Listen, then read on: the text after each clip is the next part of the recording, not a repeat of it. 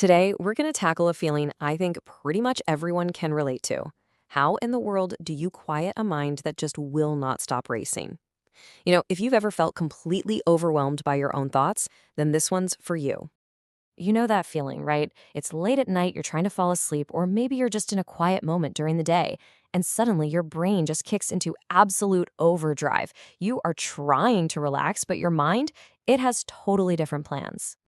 And it usually looks something like this. Maybe you're replaying some awkward thing you said last week over and over. Or you're stressing about a meeting that's not even happening until next month. You feel totally drained, but you just can't power down. And the common thread through all of this? When you're stuck in your head, you are not actually here, in the present moment. Now, when this becomes a habit, it's way more than just a little annoying. It can actually trap you in a cycle that has some pretty serious consequences for your overall well-being.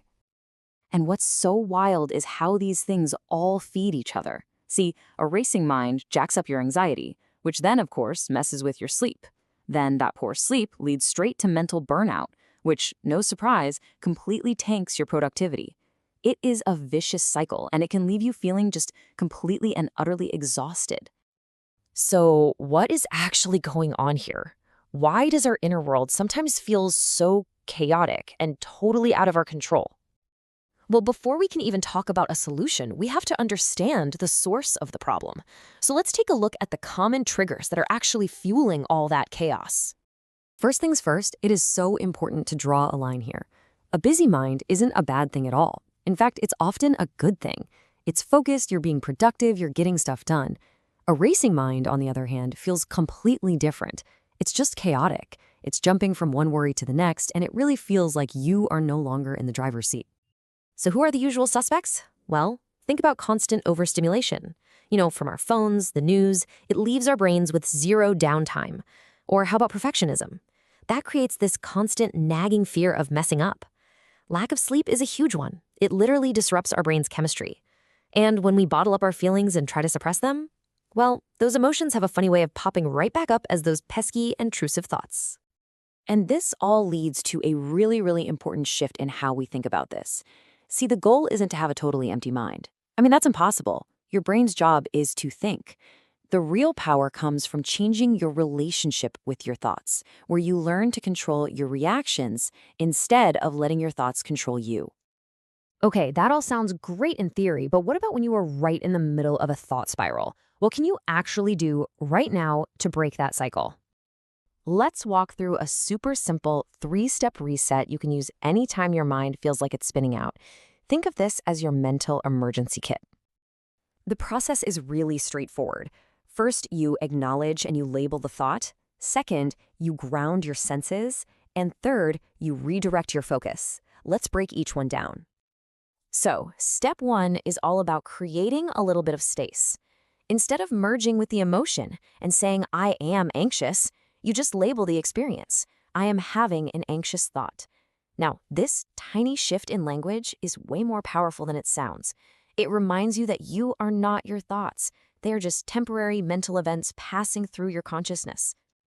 Next up, you've got to pull yourself out of that chaotic world in your head and back into the real one. The 5-4-3-2-1 method is fantastic for this. You just name 5 things you can see around you, 4 things you can physically feel, 3 things you can hear, 2 things you can smell, and 1 thing you can taste. It forces your brain to pay attention to the present moment, and it instantly interrupts that thought loop. And finally, step 3 is all about redirecting that energy. A racing mind loves to keep us stuck in passive worry, just spinning our wheels. The antidote to that is to shift into active problem solving. And you do this by asking one simple action-oriented question. What is one small step I can take right now? Just asking that question moves you from feeling helpless to feeling empowered. So that 3-step reset is your in-the-moment tool. That's your first aid kit.